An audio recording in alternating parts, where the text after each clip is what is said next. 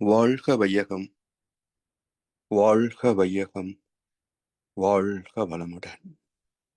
குரு வாழ்க, குருவே துணை.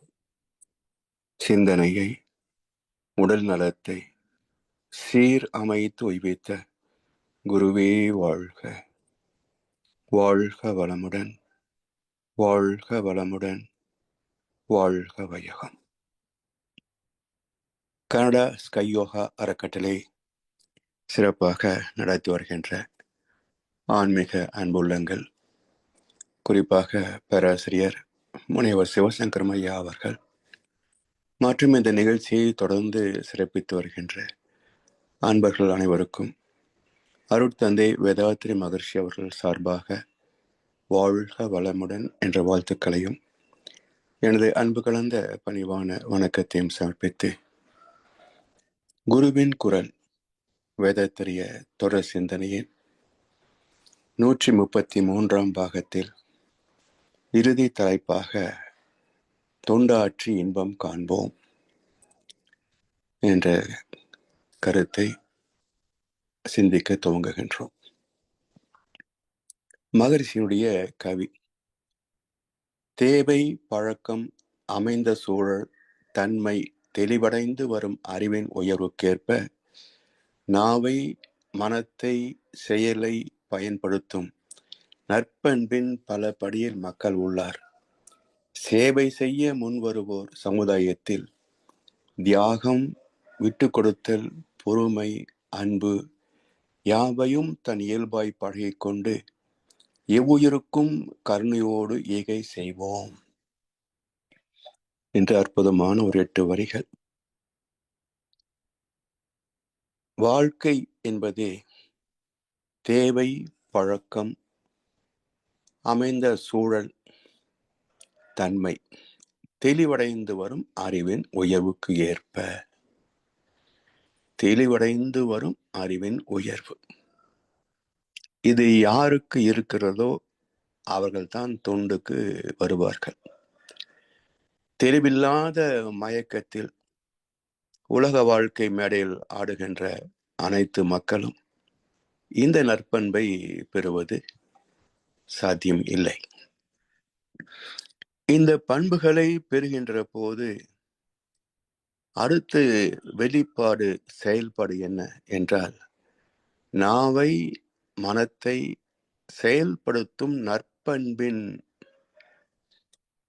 எண்ணம், சொல், செயல் எல்லோரும் பயன்படுத்துகிறார்கள். அதுல தீதும் நன்றும் கலந்திருக்கும். இப்ப தீது இருக்கின்ற போது அதை நற்பண்புன்னு சொல்ல முடியாது. நன்மை செய்வதை மட்டுமே தான் நற்பண்பு என்று சொல்ல முடியும்.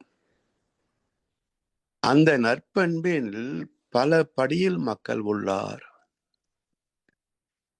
நற்பண்பு எப்படி இருக்கும்? அறிவின் தெளிவு இல்லை என்றால் நற்பண்பு இருக்காதே. மகர்ஷி இது எப்படி பயன்படுத்துறாங்க என்றால், அறியாமை ஒரு செயலுக்கு தக்க விளைவு என்ன வரும் என்பதை எடுத்துக்காட்ட முடியாது. அறிவின் தெளிவிலே அதை உணரலாம். ஆனால் எல்லா மக்களும் எதை நோக்கி பயணிக்கிறார்கள்? நல்லதை நோக்கித்தான் பயணிக்கிறாங்க. ஒரு கொலைகாரன் கூட அதுல வரக்கூடிய ஒரு உயர்ந்த தொகை தனது குடும்பத்திற்கு வளம் சேர்க்கும், தனக்கு வசதிகளை தரும் என்ற ஒரு ஆசையின் காரணமாகத்தான் செய்கிறான். அப்ப தான், குடும்பம், சுற்றம், ஊர், உலகு என்ற ஐவகை கடமைகளிலே ஒவ்வொரு மனிதனும் முதல் நிலையிலே தவறாமல் இருப்பான். சில பேர் அடுத்த நிலையிலையும் பொறுப்பாக நடந்து கொள்வார்கள். சுற்றம், ஊர், உலகு என்பதுதான் மன விரிவுக்கான அடையாளம். இப்ப மன விரிவு எப்போ வரும் என்றால், சுயநலத்தை மையமாக கொண்ட இந்த வாழ்க்கையில தன்னை போல பிறரை எண்ணும் தன்மை வேண்டுமே. அந்த தன்மை வர உள்ளத்திலே கருணை வேண்டுமே. பொன்னை போல மனம் படைத்தால் செல்வம் பேரில்லை. இதை புரிந்து கொண்ட மனிதனைப் போல் தெய்வம் வேறில்லை. இப்ப தன்னை போலவே பிற உயிர்களையும் நேசிக்கின்ற, மதிக்கின்ற, காக்கின்ற பக்குவம், இதை பொது நலம் என்று சொல்கின்றோம். எனவே எல்லோரும் நன்மை நாடித்தான் வாழ்கிறார்கள். ஆனால் படித்தளங்களிலே சுருங்கி போகிறார்கள். முதல் படியிலேயே, இரண்டாவது படியிலேயே தேங்கி விடுகிறார்கள். ஒரு சிலர் மூன்றாவது படியிலையும் கால் வைப்பார்கள். ஆனால் 4, 5 படிகளிலே வாழ்கின்ற மக்கள் மிக குறைவு.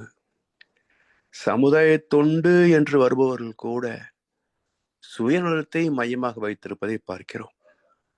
இப்போ தொண்டு நிறுவனங்கள் எவ்வளவோ இருக்கு. குழந்தைகள் காப்பகம், முதியோர் காப்பகம். அதை நடத்துவருடைய வாழ்க்கை தரத்தை பார்த்தோம் என்று சொன்னால் அதுல புரியும், இது பொது நலமா சுயநலமா.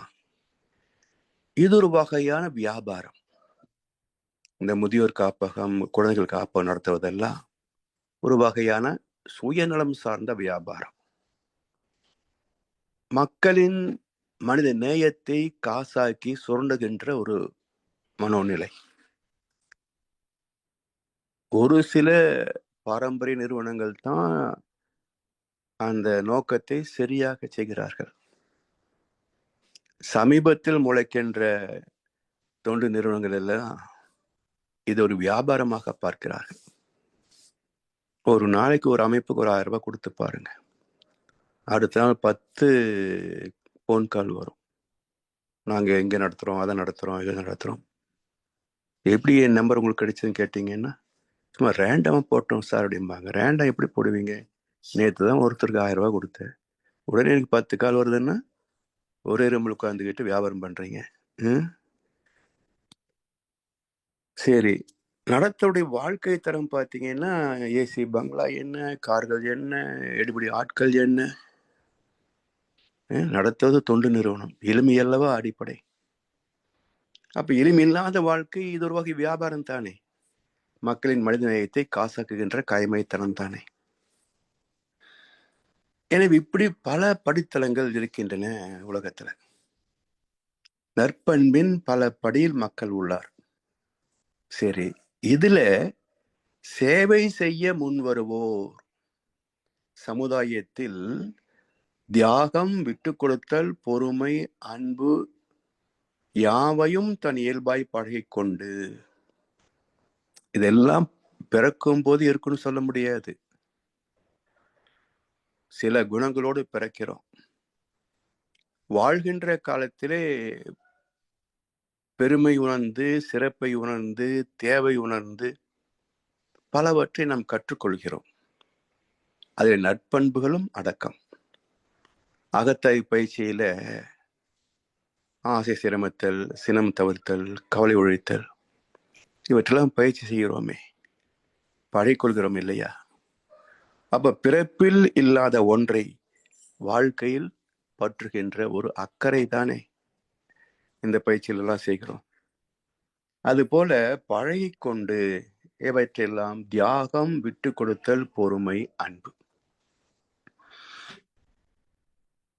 விட்டு கொடுக்கக்கூடிய அந்த குணத்திற்கு அடிப்படை அன்பு. அன்பு இல்லை என்று சொன்னால் விட்டு கொடுக்க முடியாது, அறிவுபூர்வமாக செயல்படவும் முடியாது. அன்பும் அறிவும் தான் அனைத்திற்கும் அடிப்படை. ரெண்டையும் பிரிக்க முடியாது. ஏன்னா அறிவு எல்லாவற்றையும் இயங்கும், அதிலே அன்பு தான் ஈர்ப்பு சக்தியாக இருக்கிறது. அப்போ அழுத்தம் என்னும் உந்து ஆற்றல் ஒன்றை கொண்டே. இப்ப ஈர்ப்பு சக்தியையும் அறிவை பிரிக்க முடியுமா? ரெண்டும் சேர்ந்தே தான் இருக்கும். அது கருணையாக வெளிப்படுகின்ற போதே ஈகை பிறக்கிறது, ஒழுக்கம் பிறக்கிறது, கடமை பிறக்கிறது. இந்த மூன்றும் சேர்ந்ததே தெய்வ நீதி, அற வாழ்க்கை, தர்மம் சார்ந்த வாழ்க்கை என்று சொல்கின்றோம்.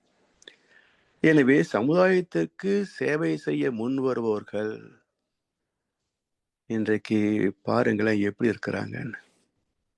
யாரைத்தான் நம்புவதோ பேதை நெஞ்சம்ன்ற மாதிரி தான் இருக்குது.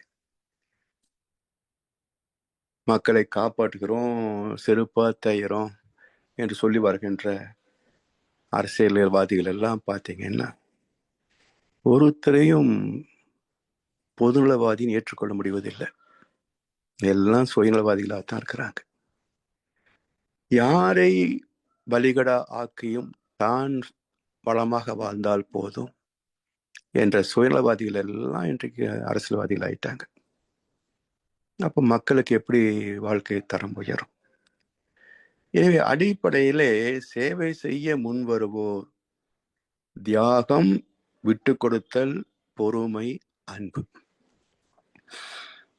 இந்த 4 குணங்களும் இருந்தால்தான் சேவை செய்ய முடியும். ஏனென்றால் நல்லதற்கு அங்கீகாரம் கிடையாது சமுதாயத்துல. சொத்து சேர்ப்பதில் இருக்கின்ற போட்டி மனப்பான்மை.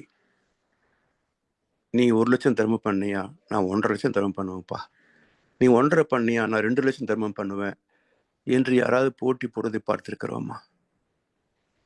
ஆனால் தனிநபர் முதற்கொண்டு நிறுவனங்கள் வரைக்கும் லாபத்தை எப்படி பெருக்கிக் கொள்வது என்பதில் மட்டும்தான் குறியா நிற்கிறாங்க. அப்ப கொடுப்பதிலே போட்டி போடுவதில்லையே. அதே மாதிரிதான் நற்குணங்கள், நற்பண்புகள், நற்வாழ்க்கை, அறம் சார்ந்த வாழ்க்கை, இதெல்லாம் போட்டியே இருக்காது. பைபிள்ல இயேசு சொல்லுவார், பாவத்தின் வாயிலோ அகலமாகவும் விசாலமாகவும் ராஜபாட்டியாகவும் இருக்கிறது, தர்மத்தின் வாயிலோ குறுகியதாக கரடுமுரடாக இருக்கிறது, ஏனென்றால் அதில் பயணிப்பவர்கள் மிக குறைவு என்றார். அதுபோல இங்கே சமுதாய வாழ்க்கை இப்படி இருக்கிற போது இவற்றெல்லாம் பொறுத்து கொண்டு தொண்டு செய்ய வேண்டும் என்று சொன்னால் எவ்வளவு பொறுமை வேணும்னு பாருங்க. தனக்கு ஒரு அங்கீகாரம் இருக்காது, ஏளனம் செய்வார்கள், வசதி உள்ளவர்கள் உதவி செய்ய மாட்டாங்க. இதுக்கு மத்தியில சாமியே ஒரு கவிதையில சொல்லுவாங்க, ஏளனமோ அழுக்காரோ எனை தடுக்கா என்று சொல்லுவார். அப்ப எத்தனை ஏளனத்தை அவர் சந்தித்திருப்பார் வாழ்க்கையிலன்னு பாருங்க.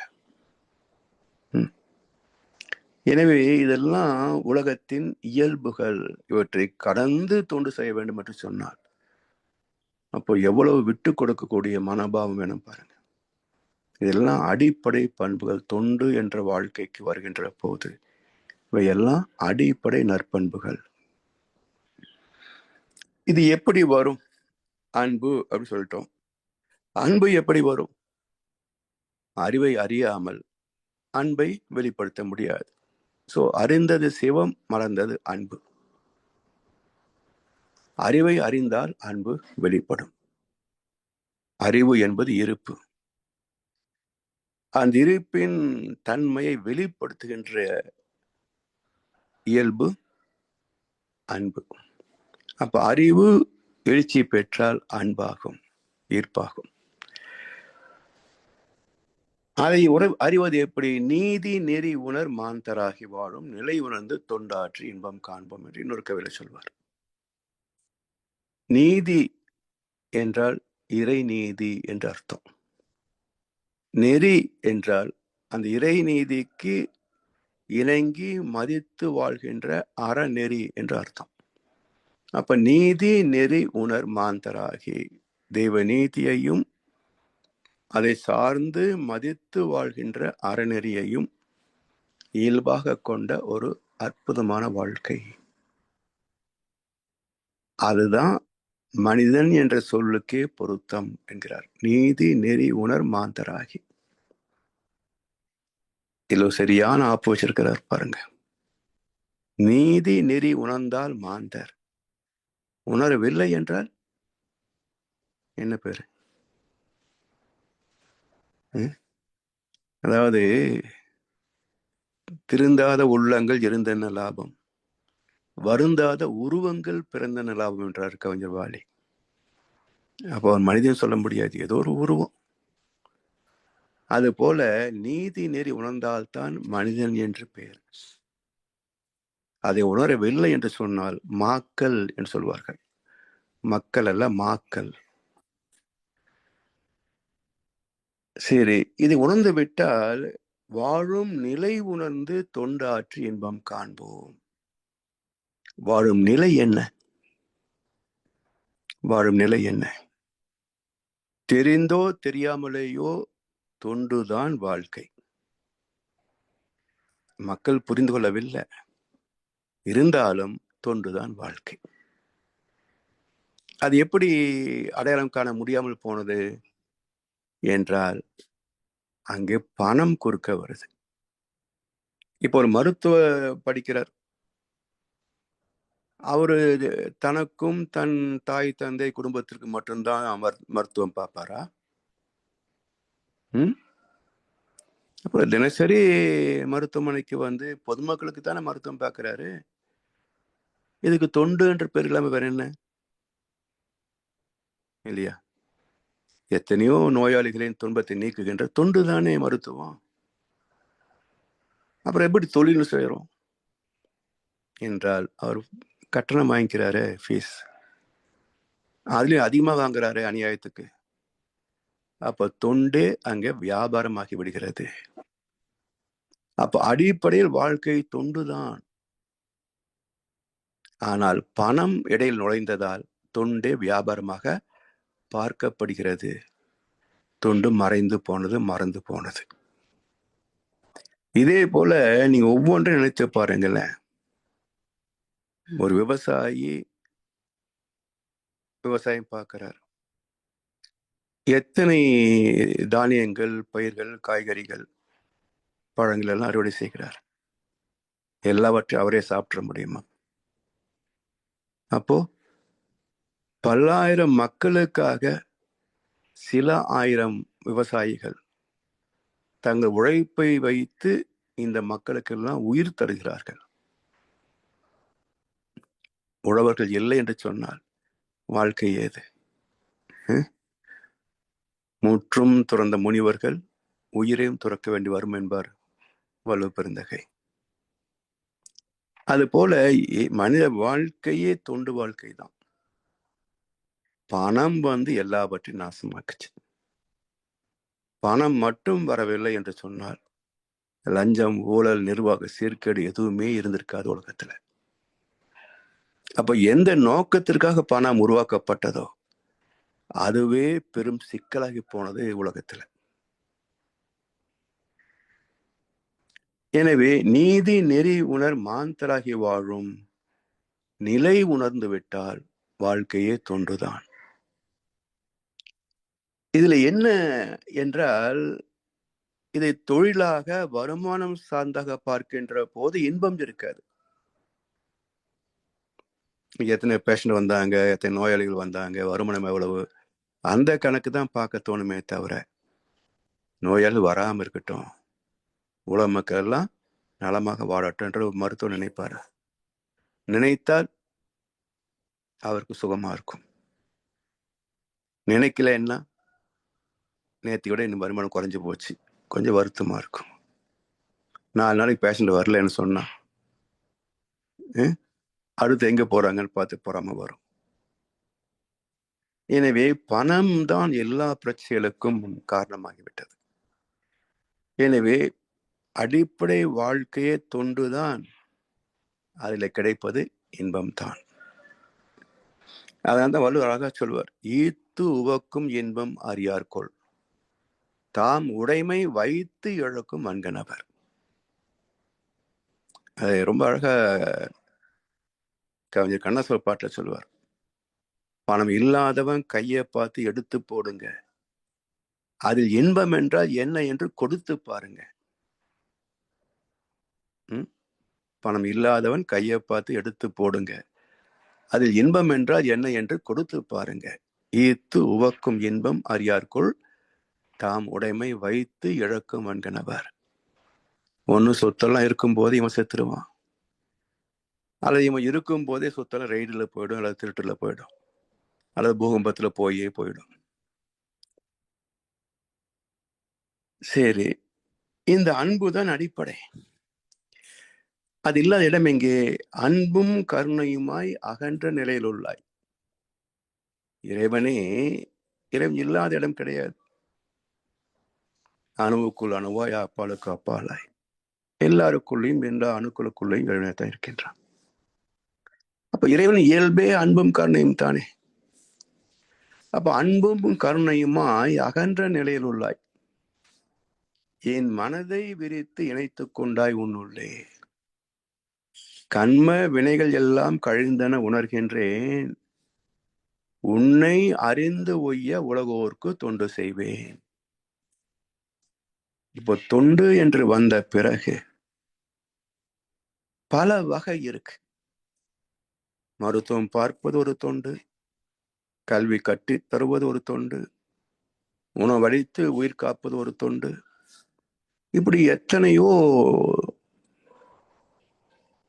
தொண்டு நிறுவனங்கள் தொண்டாற்றி வருகின்றன. ஆனால் இவற்றிலே உயர்ந்த தொண்டு எது? உயர்ந்த தொண்டு எது என்றால் பாரதியார் சொல்லுவார், அன்னசத்திரம் 1000 நட்டல்.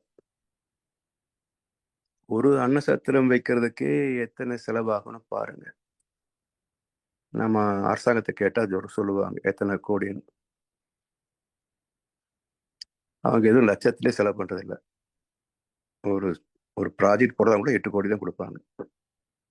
ஒரு பேப்பர் போட்டு ஒரு டிராயிங் போடணும்னு சொன்னா 8 கோடி கொடுப்பாங்க. அவங்க லட்சத்துலயோ 1000-லாம் கொடுக்கறதும் கிடையாது, அப்படி எதுவும் செய்யறதும் கிடையாது. அப்படி ஒரு அன்னசத்திரம் கோயிலெல்லாம் போடுறாங்களே அன்னதானம், எத்தனை கணக்கு எழுதுறான்னு நமக்கு தெரியாது. அப்போ அன்னசத்திரம் 1000 நட்டல். ஒரு அன்னசத்திரம் நடத்துறதுக்கே வருஷத்துக்கு இத்தனை கோடி செலவாகும். 1000 அன்னசத்திரம் நடத்தணும்னு சொன்னா எவ்வளவு கோடி செலவாகும் யோசிச்சு பாருங்க, கணக்கு போட்டு பாருங்க. சரி, ஆலயம் 10,000 நட்டல். ஒரு கோவில் கும்பாபிஷேகம் பண்றதுக்கு 3 கோடி செலவு பண்ணிக்கிறாங்க, 4 கோடி செலவு பண்றாங்க. இப்ப கட்டுறதுக்குன்னா எவ்வளவு கோடி செலவு பண்ணுவாங்கன்னு பாருங்க. அப்படி 10,000 கோவில்கள் கட்டுறதுக்கு எத்தனை கோடி செலவாகும்? சரி, அன்ன யாவையும் புண்ணியம் கோடி. இந்த இரண்டையும் விட பல மடங்கு புண்ணியம் கோடி. எது? ஆங்கு ஓர் ஏழைக்கு எழுத்தறிவித்தல் என்று நாம சொல்லிட்டு இருக்கிறோம். ஆனா பாரதியார் இப்படித்தான் எழுதியிருப்பாரா அப்படின்னு ஒரு சிந்தனை செய்கின்ற போது, இப்போ கோவிலுக்கு எத்தனை கோடி செலவாகுது, அன்னசத்திரத்துக்கு எவ்வளவு கோடி செலவாகுது, அங்கு ஒரு ஏழைக்கு எழுத்தறிவிப்பதற்கு எவ்வளவு செலவாகும் என்றால் 82 லட்சம் சொல்லுது இங்க ஒரு கணக்கு. ஒரு குழந்தையை எல்கேஜியிலிருந்து போஸ்ட் கிராஜுவேஷன் முதுநிலை பட்டம் பெறுகின்ற வரைக்கும் 82 லட்சம் செலவாகுது அப்படின்னு இந்தியாவில் எவரோ ஒருத்தர் கணக்கு எழுதியிருக்கிறார். வச்சுக்க, 2 கோடி வச்சுக்கோங்க. அப்ப இத்தனை கோடி செலவு செய்வதை விட 2 கோடி செலவு செய்வது சிறப்பா? பொருந்தலையே. பாரதியார் இப்ப சொல்லிக்க மாட்டாரு, தப்பு கணக்கில் வருது. அப்படி என்றால் பாரதியார் என்ன சொல்லியிருப்பார் என்றால், ஆங்கு ஓர் ஏழைக்கு எழுந்தது அறிவித்தல்.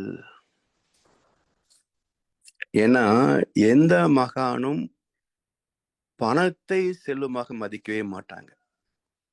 அப்ப ஆங்கு ஓர் ஏழை என்றால் பணமில்லாத வறுமையில் வாடுகின்ற ஏழை என்ற அர்த்தம் இல்லை, அறிவில்லாத ஏழைன்னு அர்த்தம். அறிவின் பற்றாக்குறை, அறிவின் வறுமை என்பார் மகர்ஷி அவர்கள். அந்த அறிவு வறுமை தான் எல்லா பிரச்சனைகளுக்கும் காரணம். எனவே ஆங்கு ஓர் ஏழை என்றால் அறிவிலே ஏழை. அப்போ அவனுக்கு என்ன கொடுத்தா அவன் அறிவிலே செல்வந்தனாவான்? எழுந்ததை அறிவித்தால். ஆதியாய் இருந்தது, ஆற்றலாய் எழுந்தது, அண்டங்களாய் விரிந்தது, உயிர்களாய் மலர்ந்தது, சத்து சித்து அனந்தம் என்ற அந்த பேரறிவை அறிவித்து விட்டால் இவனுடைய வறுமை நீங்கிவிடும். எனவே எழுந்தது அறிவித்தல் என்று பாரதியார் எழுதியத ஏதோ அச்சுப்பிழை நினைச்சுக்கிட்டு இந்த விசு சொல்லுவாரு, தப்பில்லாதது தப்புன்னு நினைச்சு தப்பில்லாதது தப்பில்லாம செய்ய போய் தப்பு இல்லை, அது தப்பா போச்சும்பார். அது மாதிரி இவங்க சரியா இருந்த பாரதியார் பாட்டை திருத்துறேன்னு சொல்லி திருத்தி அதை கெடுத்துச்சிட்டாங்க. எனவே ஆங்கோர் ஏழைக்கு எழுந்தது அறிவித்தல், இதுதான் உயர்ந்த தொண்டு. அன்னசத்திரம் வைப்பதை விட, ஆலயம் கட்டுவதை விட உயர்ந்த தொண்டு எது என்றால் எழுந்தது அறிவித்தல்.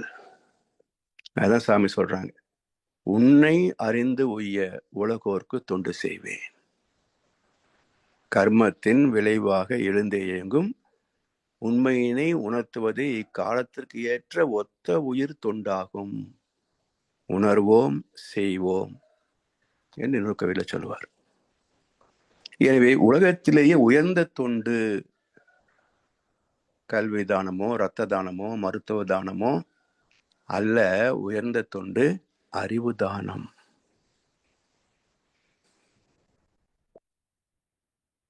அந்த வகையிலே இறை உணர்வை பெறுவது, அதற்கான வழி காட்டுவது உயர்ந்த தொண்டு. இது மகர்ஷியுடைய கருத்து, பாரதியார் கருத்து. வள்ளலார் என்ன சொல்றாரு? அன்பர் பணி செய்ய என்னை ஆளாக்கி விட்டு விட்டார். இன்ப நிலை தானே வந்த இதும் பராபரமே. இன்பத்தை தேடி மக்கள் ஓடிக்கொண்டிருக்கிறார்கள். தீபாவளிக்கு பட்டாசு விட்டா மகிழ்ச்சி, புது ட்ரெஸ் போட்டுக்கிட்டா மகிழ்ச்சி, இனிப்பு சாப்பிட்டா மகிழ்ச்சி, ஊர் சுத்தினா மகிழ்ச்சி, புதிய திரைப்படத்துல போய் முதல் டிக்கெட்டை வாங்கிட்டா உலக மகா வெற்றி, சாதனையாளர். ஆனா ஞானிகள் என்ன சொல்றாங்க? இன்பத்தை நான் தேட மாட்டேன், அது தானா வரும். எப்போ? அன்பர் பணி செய்ய என்னை ஆளாக்கி விட்டு விட்டார். இன்ப நிலை தானே வந்த இதும் பராபரமே. இந்த முகவரி எங்க இருக்குன்னு யாருக்கிட்டையும் கேட்காம தானே வந்து நம்ம இடத்துல சேர்ந்துவிடும் இன்பம். எல்லா உயிர்களுக்கும் நன்மை செய்து இன்பத்தை பெருக்கிக் கொள்ளத்தக்க அற்புத ஜீவனே மனிதம். ஜீவராசிகளின் வாழ்வுக்கு ஆதாரமான தாவரம், அதுதான தியாக வடிவம். தன்னையே அழித்துக் கொண்டு மற்ற உயிர்களை வாழ வைக்கின்ற ஒரு தியாகம் நிறைந்தது தாவர இனம்தான். எல்லா ஜீவன்களுக்கும் அதுதானே உணவு. அதே போல இன்றைக்கு நாம் பயன்படுத்துகின்ற எத்தனையோ வாழ்க்கை வளங்கள், வசதிகள் எல்லாம் இலவசமா வந்ததா? ஆர்த்திடும் யந்திர கூட்டங்களே, உங்கள் ஆதி அந்தம் சொல்லவோ, எங்கள் ஊர் தொழிலாளர் உழைத்த உழைப்பில் உதித்தது மெய்யல்லவோ.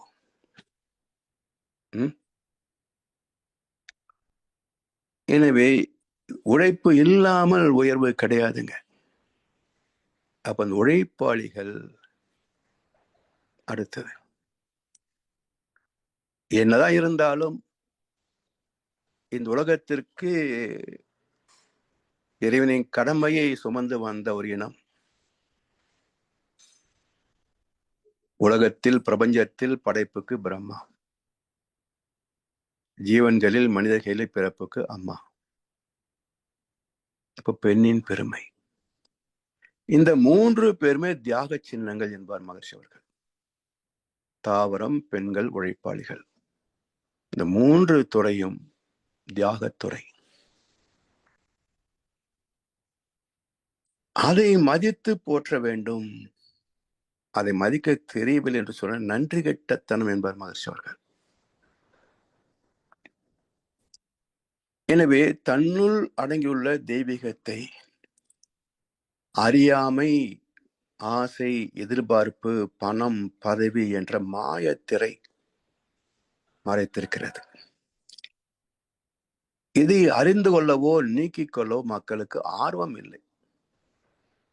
என்ன பேசினாலும், என்ன கேட்டாலும், படிச்சாலும் கடைசியில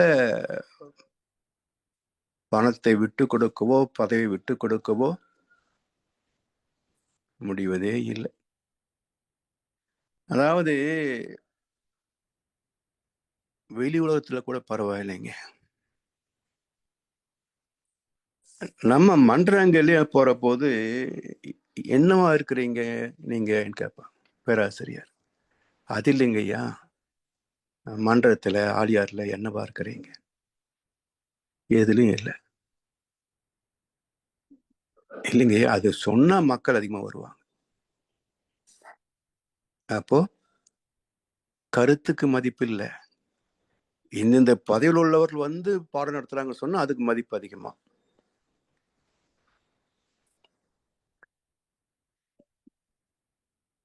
படிக்கிறது பாகவதம், இடிக்கிறது பெருமாள் கோயில்ன்ற மாதிரி நாம பேசுறது உலக சமாதானம், சகோதரத்துவம், சமத்துவம்.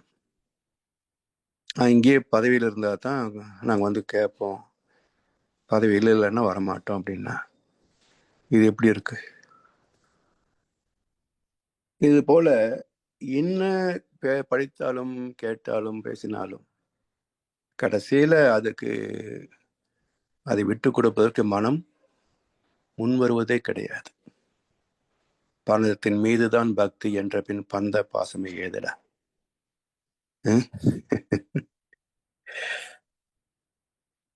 எனவே எல்லா ஆற்றல்களும் உள்ளடங்கிய அற்புதமான முழுமையான இயக்கம் உலக வரலாற்றில் இறுதியாக பூத்த மலர் மனிதம். சாமி அழகா சொன்னாங்க, எல்லாம் வல்லவனாகவும் எல்லாமே உள்ளவனாகவும் பரிணமித்தவன் மனிதன். தன்னை அறிந்தால் அனைத்தையும் நிறைவாக பெற முடியும் என்ற தீர்க்க தரிசனத்தாலும் அனுபவத்தாலும் மகன்கள் எல்லாம் என்ன சொன்னாங்க? நோ தை செல்ஃப், உன்னையே நீ அறிவாயாக. உன்னை அறிந்தால், நீ உன்னை அறிந்தால் உலகத்தில் போராடலாம். உயர்ந்தாலும் தாழ்ந்தாலும் தலை வணங்காமல் நீ வாழலாம். இப்போ அது தெரிஞ்சுக்கணும் இல்ல? திருமந்திரம் என்ன சொல்கிறது? தன்னை அறிய தனக்கு ஒரு கேடு இல்லை. தன்னை அறிந்து விட்டால் அவனுக்கு ஒரு பாவம் வர முடியாது. ஏன்னா துன்பத்தை கண்டு அஞ்சுவது உயிரின் இயல்பு. எந்த மனிதனுக்காவது சோதனைகள் வரணும்னு கேட்பானா சொல்லுங்க? கோடி வகை நோய் கொடையா, சாகும் வரை அழவிடையான்னு யாராவது போய் வரம் கேட்பாங்களா? இருக்கிற தலைவலி கூட சீக்கிரம் குணமாகும் தானே கேட்பாங்க. அப்போ துன்பத்தை கண்டு நடுங்குதல், அஞ்சுதல், அஞ்சாமை பேதமை என்றார் வள்ளுவர். அப்போ உயிரின் இயல்பே அஞ்சுதல் தான். அப்போ தனக்கோ தன் சந்ததிக்கோ துன்பம் வரும் என்று சொன்னால் எந்த மனிதன் துணிச்சலாக வரட்டும் பார்க்கலாம் சொல்லுவான்? சொல்லுங்க. இப்போ தன்னை அறிந்து விட்டால் அவன் எந்த பாவத்தையும் செய்ய மாட்டான். தன்னை அறியாமல் தான் கெடுகின்றனர். அவன் தெரிஞ்சுக்கல, அதனால பாவம் பண்றான். தன்னை அறியாமல் தான் கெடுகின்றனர். சரி, தன்னை அறியும் வழி என்ன? அப்பா அம்மா சொல்லி தருவாங்களா? இல்ல பள்ளி கல்லூரிகளை சொல்லி தருவாங்களா? அதாவது இந்த ஒரு புனிதமான நாடுங்க இந்தியா. இதை விலங்கு விடாமல் செய்வது இந்த அரசியல்வாதி மட்டும்தான். என்னால் இவங்களை தொடாம பேச முடியறது இல்லை. அமெரிக்கால ராமாயண மகாபாரதம் பேசுறாங்க. என் பேர குழந்தை வந்து மகாபாரத சகனிக்கு 100 பேருன்னா, உனக்கு எப்படி தெரியும்னு கேட்டா, ஸ்கூல்ல பேசினாங்க. இங்க இந்தியாவில் இருக்கிற பெருசுகளுக்கே தெரியாது. துரியோதனன் கூட பிறந்தவங்க 100 பேர் தான் தெரியுமே தவிர சகனிக்கே 100 பேர் இருந்தாங்கன்றது நம்ம ஊர்லயே தெரியாது. அதை கற்றுக் கொடுக்கலாம் என்றால் உடனே கருப்பர்கள் கொடி பிடிப்பானுங்க. காவித்தனம் வரப்போகுது, பாப்பான்லாம் நம்ம முழுங்கிடுவான், உடனே ஒரு புறப்பகண்ட ஆரம்பிச்சிருவானுங்க. சரி, நீயா சொல்லி கொடுப்பா ஒழுக்கத்தை, தர்மத்தை. எங்களுக்கு தெரிஞ்ச திட்டத்தனம் தானே, நான் எப்படி சொல்லி தர முடியும்? யார் தான் சொல்லிக் கொடுப்பாங்க? வாய்ப்பே இல்லை. கோயிலுக்கு போய் விழுகலான்னா அங்கேயும் தெரியாது. அங்கேயே கோடிக்கணக்கில் திருட்டு கொள்ளையெல்லாம் நடக்குது. சிலை திருட்டு, உண்டில் காசு திருட்டு. இப்ப யார் தான் தர்மத்தை கற்றுக்கு தருவது? அப்போ தன்னை அறியக்கூடிய வழியே இல்லை உலகத்திலே. பிறகு என்ன தர்ம நியாயம் இருக்க முடியும் சொல்லுங்க. என்னோட திருமந்திரம் சொன்ன கருத்து இன்றைக்கும் பொருந்தும். தன்னை அறிய தனக்கு ஒரு கேடு இல்லை. தன்னை அறியாமல் தான் கெடுகின்றனான். தன்னை அறியும் அறிவை அறிந்த பின், சரி, நம்ம மாதிரி சில பேர் தன்னை அறியும் அறிவை புரிஞ்சுக்கிட்டோம். என்ன செய்யணும்? தன்னை அர்ச்சிக்க தாஞ்சிருந்தானே, தன்னை அர்ச்சிக்க தாஞ்சிருந்தானே. அப்ப அர்ச்சித்தல் என்றால் தூய்மை செய்வது, ஆத்மாவை தூய்மை செய்வது. எப்படி செய்ய முடியும்? தவம் செய்யணும், அகத்தாய்வு செய்து நம்முடைய எண்ணங்களை, ஆசைகளை, கோபங்களை, கவலைகளை குறைத்து கொண்டே வரணும். பல வருஷம் பண்ணிட்டு இருக்கிறோம். நான் முற்றிலும் தூய்மை என்று யாராவது கை உயர்த்த முடியுமா? ஏன் முடியல? அப்போ இது ஏதோ வேலை இல்லைன்னு கொஞ்ச நேரம் உட்கார்ந்து கேட்கலாம், பேசலாம்னு வச்சிருக்கமே தவிர, இதுதான் வாழ்க்கை, இதுதான் பயணம் என்று முழுமையாக நான் ஏற்றுக்கொள்ளவில்லை. அதன காரணம். எனவே தன்னை அர்ச்சிக்க தாங்கிருந்தானே. இறைநிலை தூய வெளியாக பரமாத்மா அமைந்த பேராற்றல், எல்லையில்லாத, உணர்ச்சி இல்லாத, உருவமில்லாத, அனைத்துக்கும் மூலமாக அருட்பேராற்றல். அந்த தெய்வீகத்தின் அனைத்து தன்மைகளும் வெளிப்பட்ட இடம் இந்த மனிதன். ஒன்றிலிருந்து ஒன்றாக, ஒன்றிலிருந்து ஒன்றாக எத்தனை காலம் எடுத்துக்கொண்டது இந்த இயற்கை இறைவன்.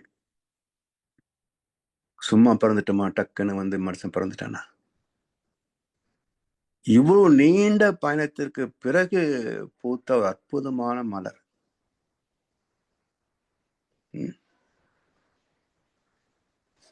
அதை தூக்கி தெருவில் போடலாமா? தெய்வத்தின் மார்பில் சூடிய மாலை திருவினிலே விழலாமே.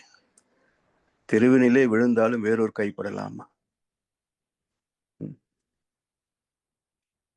இப்ப இவ்வளவு சிறப்பு இருந்தும் அத்தனையும் பணம், பதவி என்ற இரண்டுக்காக தொலைத்து விட்டு இவ்வளவு அவஸ்தைப்படுறமே. இதை விட ஒரு அறிவட்டத்தனம் வேற என்ன இருக்க முடியும் சொல்லும். எனவே அனைத்தும் உள்ளவனாக, எல்லாம் வல்லவனாகவும் எல்லாமே உள்ளவனாகவும் பரிணமித்தவன் மனிதன். இந்த சரித்திரத்தை திரும்பி பார்த்தால் ஒவ்வொரு ஜீவனிலும் பாதுகாப்பு, பராமரிப்பு ரீதியாக உள்ள அனைத்து தடைகளையும் உடைத்து துன்பங்களை நீக்கி இன்பத்தில் மட்டுமே திளைக்கத்தக்க ஒரு அற்புத ஜீவனாக வந்தவன் அல்லவா மனிதன். அதற்கு தடையாக உள்ள துன்பத்தை நீக்குவதே இந்த மனித பிறப்பின் நோக்கம். அப்ப துன்பத்தை தவிர்த்து இன்பத்தை துய்த்து அமைதி லயித்து பேரின்பத்தில் திளைப்பதே மனித வாழ்க்கை. இதுதான் ஒரு நிறைவான வாழ்க்கை. So satisfied life is more valuable than successful life. எல்லாம் சாதனை படைக்கணும் போறாங்க. மிச்சம் என்ன? வேதனை தான். சோ எது சாதனை என்றால் இந்த 4 நிலைகளிலே வாழ்ந்து பெற்றவர்கள் யாரோ அவர்களே சாதனையாளர்கள். துன்பத்தை தவிர்த்து இன்பத்தை துய்த்து அமைதி லயித்து பேரின்பத்தில் திளைத்தவர்களே சாதனையாளர்கள். மற்றவங்க எல்லாம் சாதனையாளர்கள் கிடையாது, வாழ்க்கையை தொலைத்தவர்களே.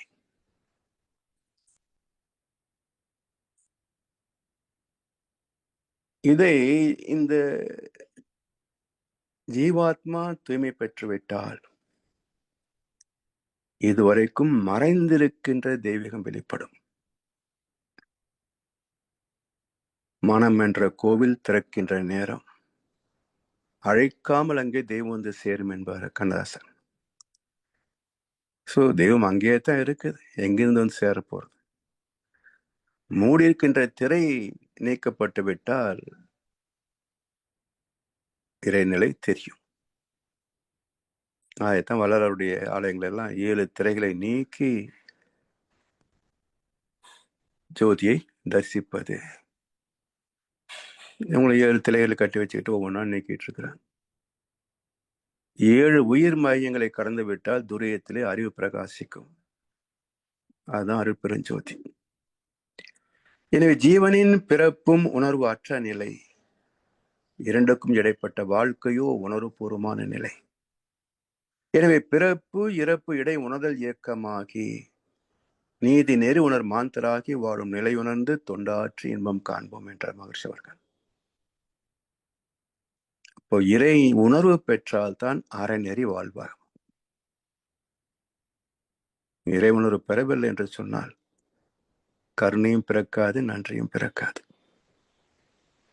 ஆனா கண்ணதாசன் அழகா சொன்னார், ஆசை கோபம் களவு கொள்பவன் பேச தெரிந்த மிருகம், அன்பு நன்றி கருணை கொண்டவன் மனித வடிவில் தெய்வம். ஏன்? தெய்வத்திற்கு 2 பண்புகள், அன்பும் கருணையும்.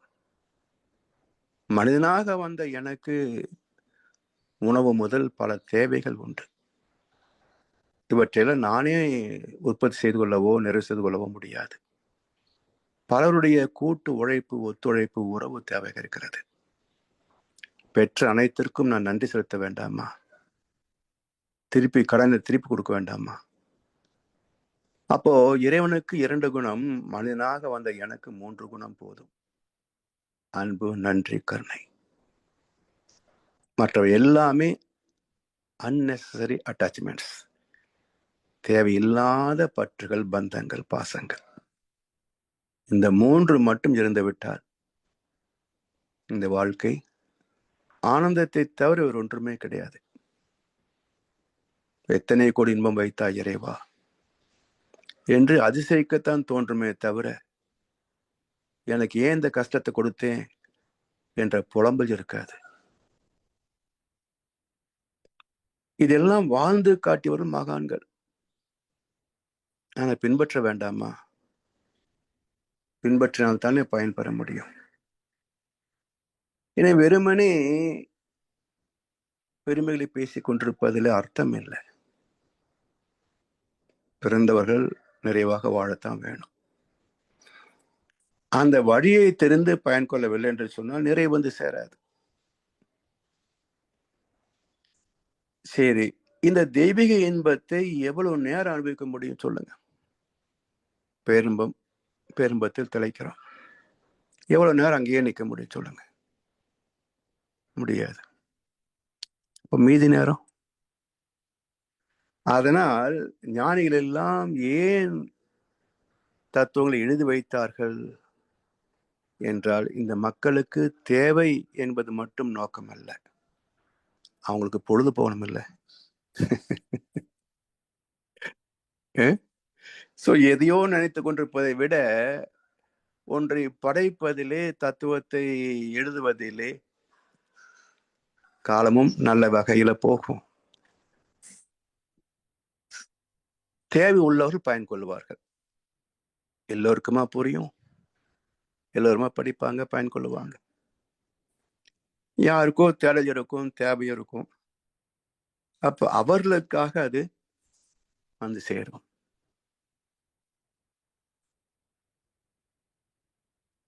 எனவே இது இந்த தவம் செய்வதில் எவ்வளவு நேரம் இருக்க முடியும் என்று, இதுல ஒரு ஒரு வேடிக்கையான நிகழ்ச்சி என்னன்னா, ஒரு முறை ஒரு அன்பர் வந்து சாமி கிட்ட ரொம்ப மகிழ்ச்சியா பெருமையா சொன்னார், சாமிஜி தினம் 3 மணிக்கு எந்திரிச்சிடும் சாமிஜி, 5 மணி வரைக்கும் துரியாதி தவம் நல்லா செய்வான் சாமி அப்படின்னு.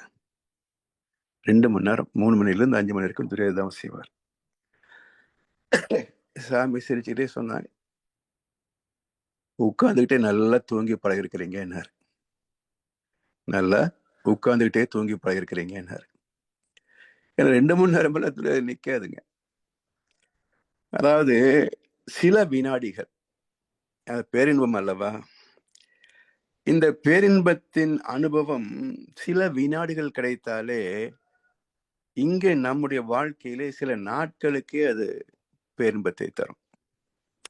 அது ஒரு மிதப்பா இருக்கும். பகைவன் கூட நண்பனாகத்தான் தெரியவான். ஆண் பெண் பேதம் கூட தெரியாது. அப்படி ஒரு மிதப்பு இருக்கும். அப்போ சில வினாடிகளுக்கே இந்த அனுபவம் என்று சொன்னால் தினமும் 2 மணி நேரம் இருந்தா என்ன ஆகுறதுங்க? 48 நிமிஷம் இருந்தாலே நீ ஞானி என்றார் ஓஷோ. அப்போ சாமி வந்து ஏன் சொன்னாங்க? அவர் பெருமையா மகிழ்ச்சியா சொல்றார். ஆனா குருவின் கடமை என்ன என்றால், ஒரு சீடன் தடம் மாறுகின்ற போது அவனை திருத்தி வைப்பது குருவின் கடமை. அதனால் அவருக்கு தூங்கிட்டாரு அப்படின்றத உணர்த்தி காட்டுவதற்காக, இது தவம் இல்லை, அப்படி நிக்க முடியாது, நீங்க உட்கார்ந்து தூங்கி பழகிக்கிட்டீங்க, அதனால நல்லா தூங்கிட்டு 6 மணிக்கு வச்சு தவம் பண்ணுங்க, 5 மணிக்கு தவம் பண்ணுங்க, ஒரு 20 நிமிஷம் பண்ணா போதும் என்று மகர்ஷி அவர்கள் அன்பும் கருணையுமாக அது விளக்கம் சொன்னார். அப்படி இந்த வாழ்க்கையிலே நம்ம கணக்கு போட்டு பார்க்கிற போது தூக்கத்துக்கு 8 மணி நேரம், உடல் தேவைக்கு 2 மணி நேரம், பயிற்சிக்கு ஒரு 2 மணி நேரம் ஒதுக்கிட்டாலும் கூட மிச்சம் 12 மணி நேரம் ஓட்டி ஆகணுமே, என்ன செய்யறது? சாதாரண மக்களுக்கு ஊர் சுத்துவாங்க, மாலா சுத்துவாங்க, தேவையில்லாத பொருள் வாங்குவாங்க, ஃபன் கல்ச்சர், கன் கல்ச்சர்பாங்களே, அது மாதிரி வேடிக்கை வாழ்க்கை. ஆனா இதுதான் வாழ்க்கை, இதுதான் பயணம் என்று தெரிந்த பிறகு மீண்டும் அந்த வழிக்கு போக முடியுமா? போலாமா? அப்போ அங்க போறதுக்கு மனசு இல்லை, இங்க சேர்றதுக்கும் வேலை இல்லை. சும்மா எப்படி 12 மணி உட்கார முடியும் ஒரு மனிதனால? அப்போ என்ன செய்வது என்றால், அன்னையின் மடியில் ஆடுவது இன்பம், கண்ணியின் கைகளில் சாய்வதும் இன்பம், தன்னை அறிந்தால் உண்மையில் இன்பம். சரிங்களா? தன்னை அறிந்தால் உண்மையில் இன்பம், தன் நலம் மறந்தால் பெரும் பேர் இன்பம். அப்ப தொண்டாற்றி இன்பம் காண்போம். தன் நலம் மறந்து பொது நலத்திற்காக தொண்டு செய்கின்ற போதுதான் அந்த பேரின்பத்தை 12 மணி நேரம் தூக்கலாமே தவிர தவத்துல 2 மணி நேரம் எல்லாம் நிக்க முடியாது. அதனால் ஞானிகள் எல்லாம் ஏன் தொண்டு வாழ்க்கைக்கு வந்தார்கள்? அதாவது அரண்மனை வாழ்க்கை வேண்டான்னு விட்டுட்டு ஓடினாரு புத்தர் பெருமான்.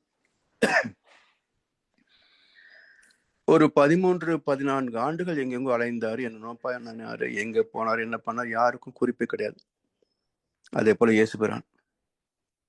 அப்ப ஞானிகள் ஒரு 13-14 ஆண்டுகள் மக்கள் மத்தியில் இல்லாமல் தலைமறைவாக இருக்கின்றார்கள்.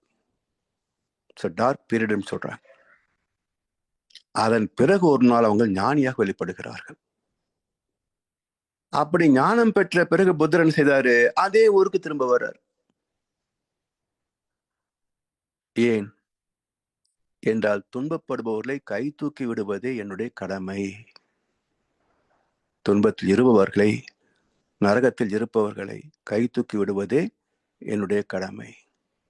பாவிகளே இங்கே வாருங்கள், புண்ணியவான்களை கூப்பிடல, பாவிகளே இங்கே வாருங்கள், நான் உங்களுக்கு இளைப்பாறுதல் தருவேன். பாவ பதிவுகள் போக்கும் வழிகள் தான் மகர்ஷி பேசுறாங்க, புண்ணியத்தை பேசல. ஏன்? புண்ணியம் சுகம் தருவது, நலம் தருவது, மேன்மை தருவது, அனுபவிச்சுட்டு போ. ஆனா பாவத்தின் சம்பளம் துயரங்கள். அதிலிருந்து மீட்டெடுப்பது, அதுக்கு வழி சொல்லுகிறேன், பாவத்தை போக்கும் வழிகள். அப்ப எல்லா மகான்களும் ஏன் தொண்டுக்கு வந்தார்கள் என்று சொன்னால், இந்த 12 மணி நேரத்தை சமாளிக்க முடியாது. அப்ப அது எப்படி நல்ல வகையிலே ஆக்கப்பூர்வமாக பயன்கொள்வது என்றால், தொண்டாற்றி இன்பம் காண்போம்.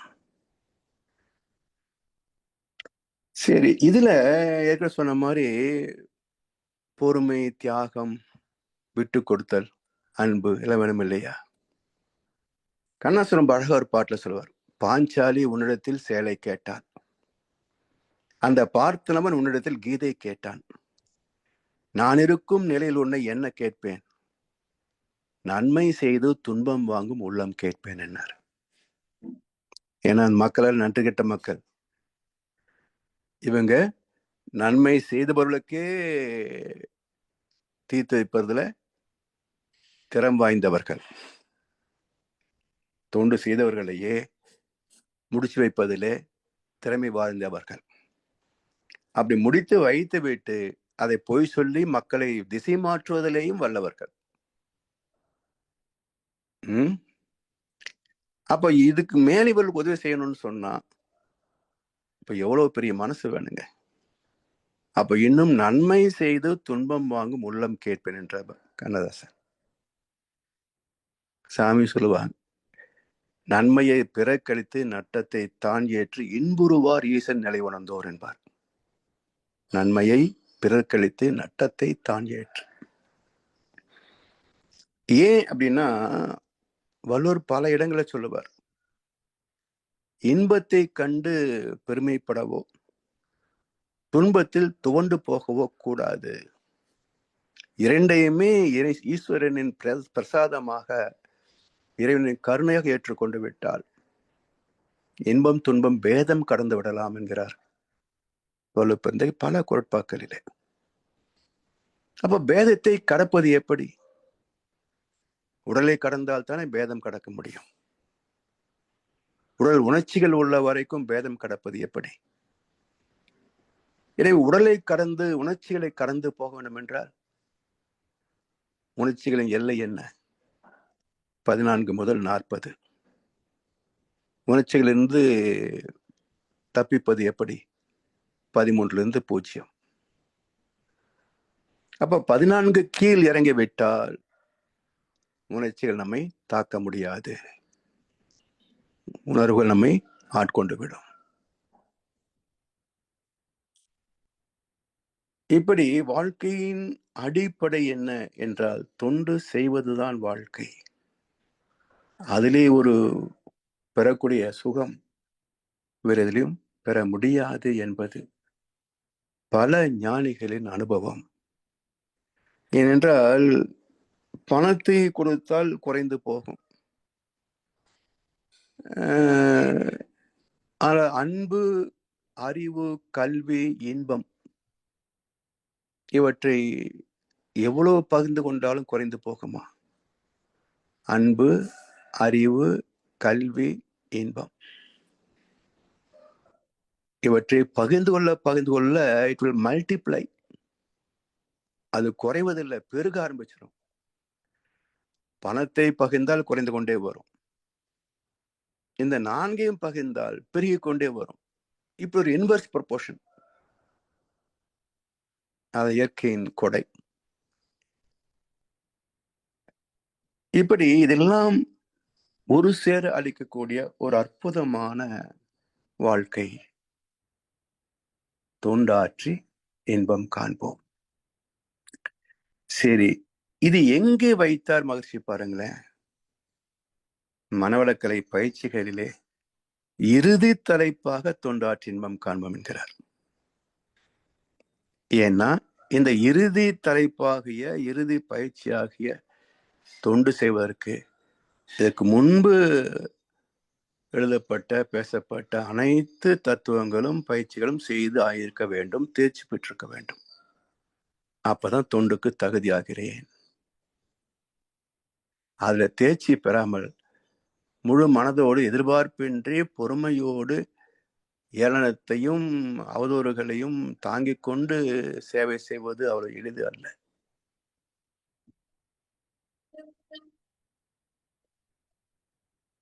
அதனால் தெய்வத்துள் இத்தனை இன்பங்களை உணரக்கூடிய இந்த அற்புதமான வாழ்க்கை, அதான் மனித பிறப்பு. எல்லாவற்றையும் படைத்த இறைவன், பைபிள்ல சொல்லக்கூடிய வாசகம், 6ஆம் நாள் இறைவன் தன்னை போல சாயல் உள்ள ஒன்றை படைக்க விரும்பி அவ்வாறே படைத்து அவனுக்கு ஆதாம் என்று பெயரிட்டு அழைத்தார். தன்னை போல சாயல் மனிதன். மனித சந்திக்கின்ற வாழ்க்கை ஒரே பிரச்சனை மையம். அப்படி என்றால் இறைவன் என்ன பிரச்சனை களமா? இறைவன் மாபெரும் நோயாளியா? இறைவன் ஒரு பைத்தியக்காரனா? ஏன்னா தன்னை போல சைலண்டார். மனசு எப்படி இருக்கிறான்? இறைவன் அப்படித்தான் இருப்பான். அப்படின்னா இறைவன் பைத்தியக்காரனா? அறவேக்காடா? அப்ப இறைவனின் நோக்கம் தன்னை போல் பேரின்பத்தை தூய்க்கக்கூடிய ஒரு ஜீவனாக மனிதனை படைத்தான். தர்மசம் ஸ்தாபனார்த்தாய சம்பவாமி யுகே யுகே. பேரின்பத்தை தூய்ப்பதற்கே, தர்மத்தை தூய்ப்பதற்கே எழுச்சி பெற்ற கடைசி வடிவம் மனிதம். பைபிளும் சொல்லுது, பகவத்கீதையும் சொல்லுது. அப்படி பரிணமித்த மனிதன் இப்படி இருக்கிறோமே. எப்படி இருந்தனா இப்படி ஆயிட்டேனே.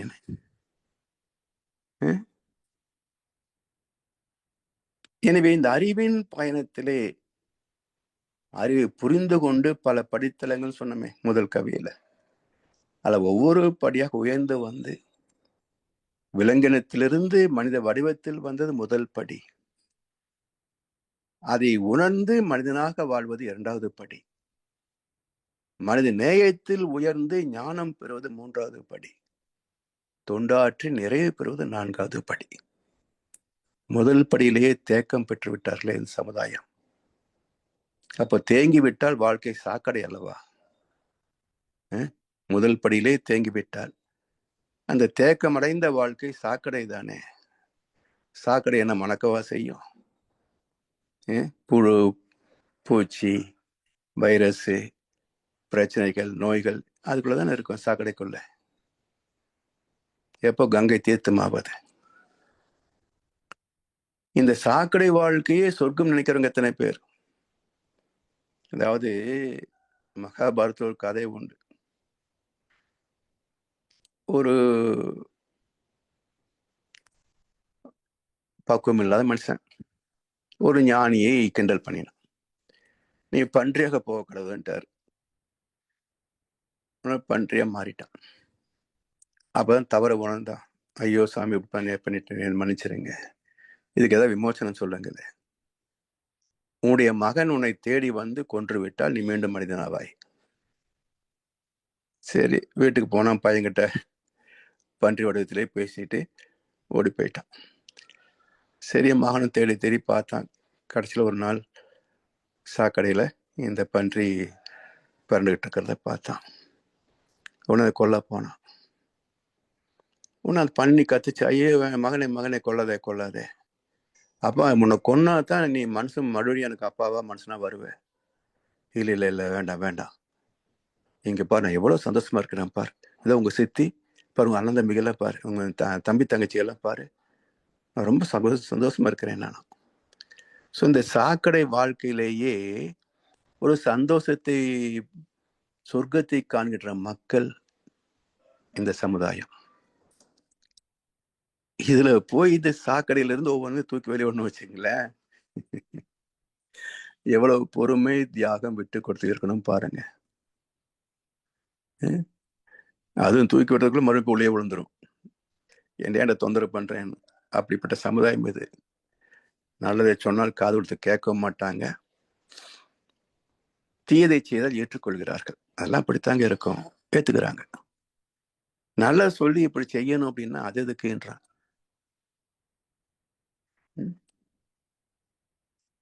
எனவே இதெல்லாம் புரிந்து கொண்டு நம்மை நாம் திருத்தி அமைத்துக் கொள்வதற்கான அற்புதமான வாழ்க்கை.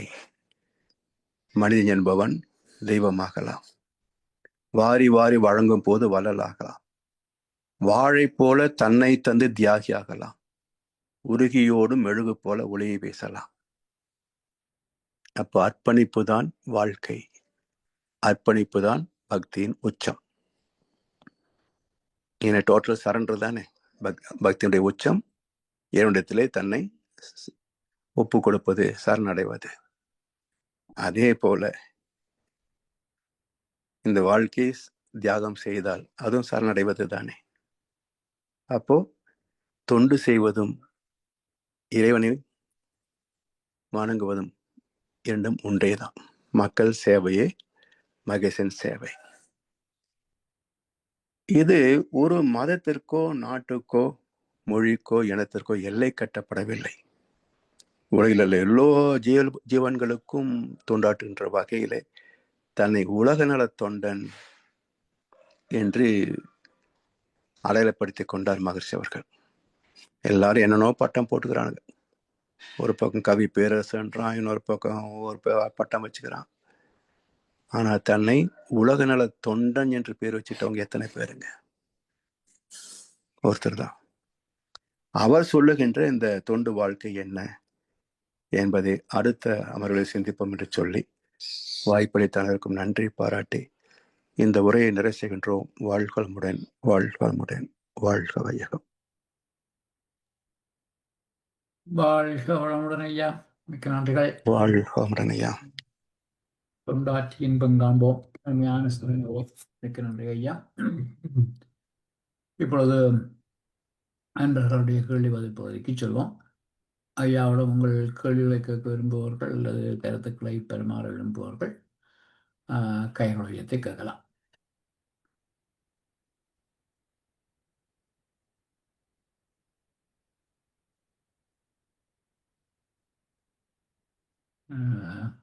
இந்த தலைப்பில் கேள்வி இருக்குமோ தெரியல ஐயா.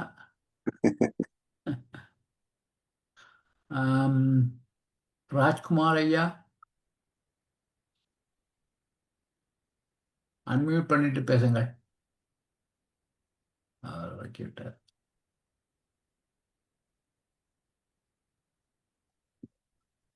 கையெழுத்துக்குவீங்க, அன்மியூட். ஓகே, கேளுங்கள். ஐயா ஐயா வாழ்க வளமுடன் ஐயா. வாழ்க வளமுடன் ஐயா, சொல்லுங்கள். ஐயா, நான் தமிழ்நாடு சேலம் டிஸ்ட்ரிக்ட் அஞ்சிரோடு காசா கார்னர் மனோத கலைமன்றத்துல இருந்து பேசுறேங்க ஐயா. ஓ, மகிழ்ச்சி. சொல்லுங்க ஐயா. ஐயா, கேள்வி எதுவுமே இல்லைங்கய்யா. உங்க வரக்கூடிய சந்தேகங்களுக்கு முன்கூட்டியே நீங்க விளக்கம் கொடுத்துருங்கய்யா, அது ஒண்ணு. ரெண்டாவது, இந்த டீம் எல்லாத்துக்கும் என்னுடைய மனமார்ந்த வாழ்த்துக்களும் நன்றிகளுங்கய்யா. மிகப்பெரிய பயனுள்ள விஷயங்களும் தகவலும் ஒவ்வொரு முறையும் இந்த எப்ப உங்களுடைய அடுத்த யூடியூப்ல அப்லோடு வரும் அப்படின்னு சொல்லி காத்துக்கிட்டு இருப்பாங்கய்யா.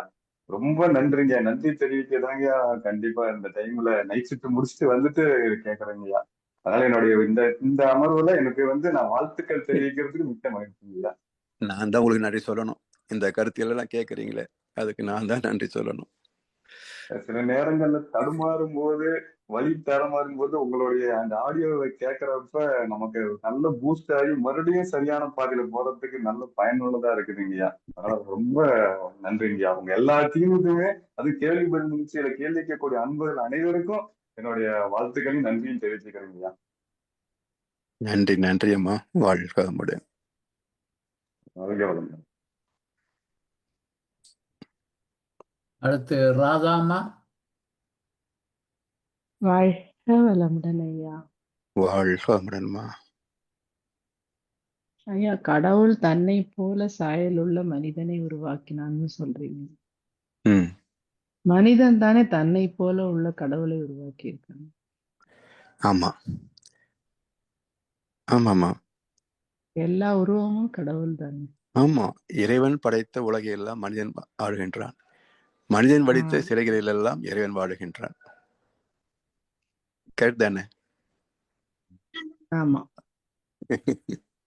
சோ அதுதான் என்ன சொல்லுவாங்க சாமி. சொல்லுங்க சொல்லுங்க. மனித சாயல்ல தான் இருக்கணும்னு அவசியம் இல்லை இல்லையா? இல்ல இல்ல இல்ல.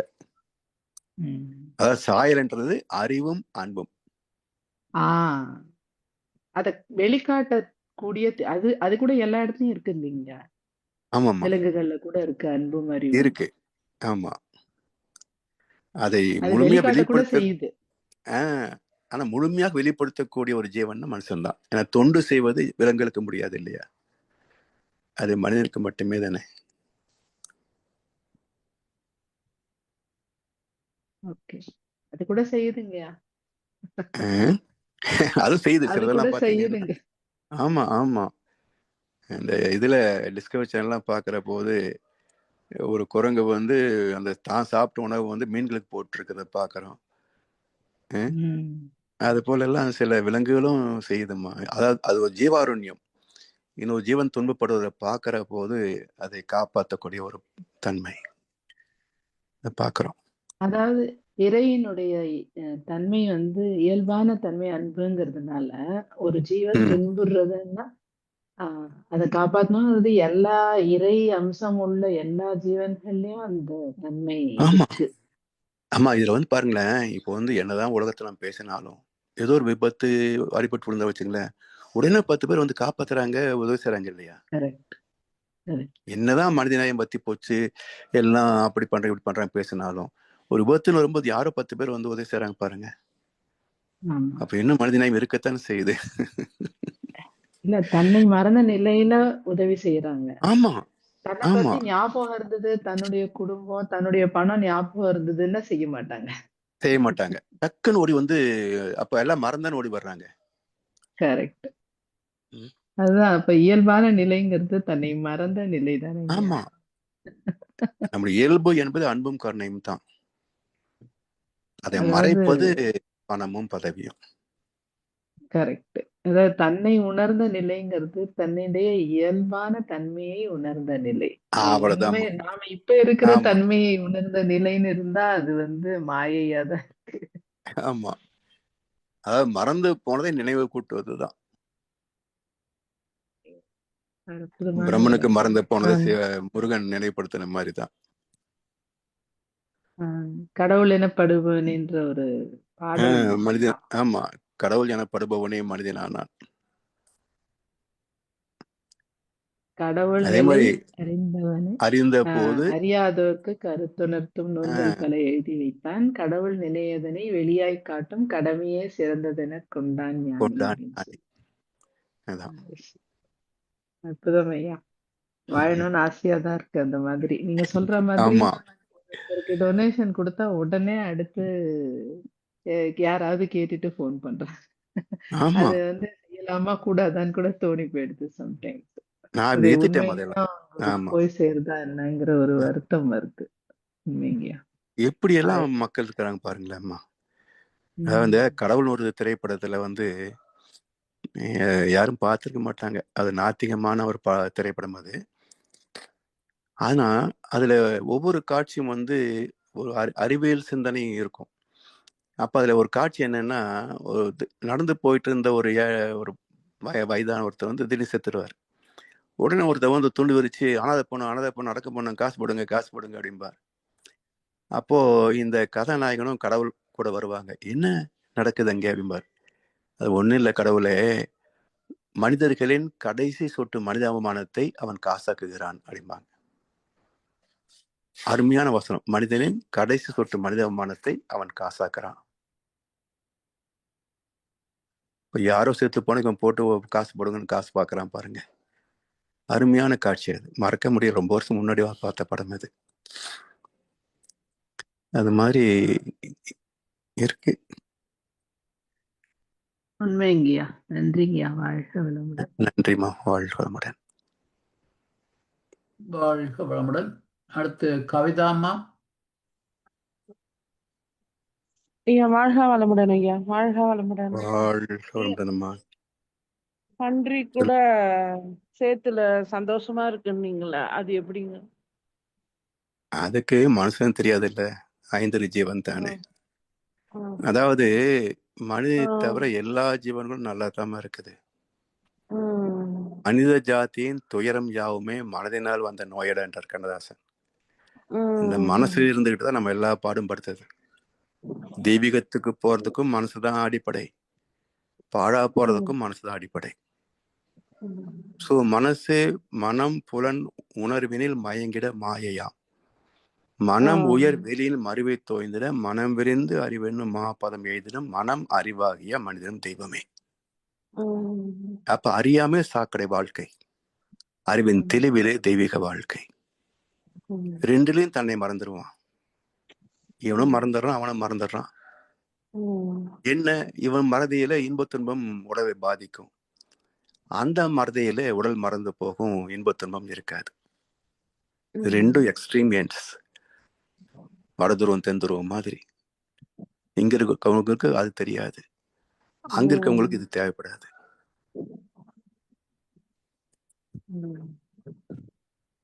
நன்றிகள் ஐயா. நன்றிம்மா. ஜனார் ஐயா ரொம்ப நன்றி. ஜனார் ஐயாக்கு ரொம்ப நன்றி. வாழ்க வளமுடன் ஐயா. வாழ்க வளமுடன் ஐயா. வாழ்க வளமுடன்மா. வாழ்க வளமுடன் ஐயா. ஐயா, அந்த படம் என்ன படம் என்று சொன்னீங்க ஐயா? கடவுள். கடவுள். தலைப்பே கடவுள். அதுல நடிச்சது வந்து இவர் மணிவண்ணன். அவர் நாத்திகன் இல்ல, மணிவண்ணன். படம் எடுத்தது ஒரு நாத்திகர். அந்த டைரக்டர் பேர் என்னவோ